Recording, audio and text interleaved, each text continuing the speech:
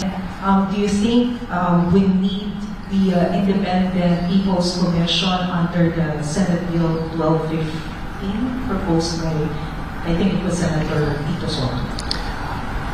All right. We have to remind people that we have now moved from the political arena to the legal one. And the legal arena has very strictly defined procedures.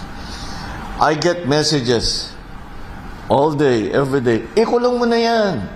Alam naman natin kung sino sila. Ikulong mo na. Kunin mo lahat ng pera nila. Pagbenta mo na yung mga bahay nila, ibalik sa ano.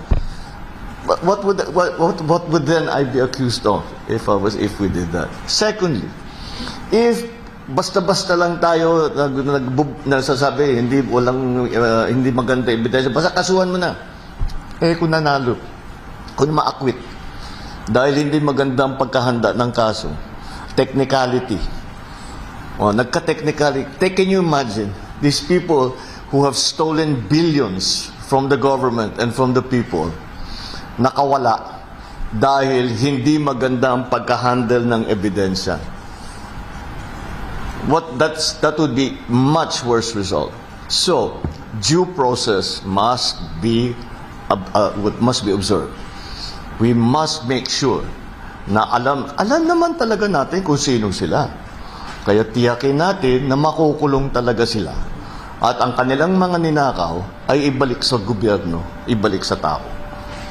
But yung nagmamadali, yung hindi maaari yan. Hindi, delikado tayo.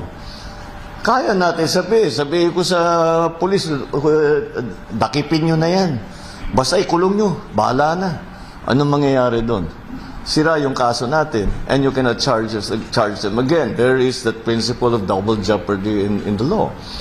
So, what is more important? That we just file cases. Basta sige lang. Remember, nobody has gone to court yet. There's no conviction yet.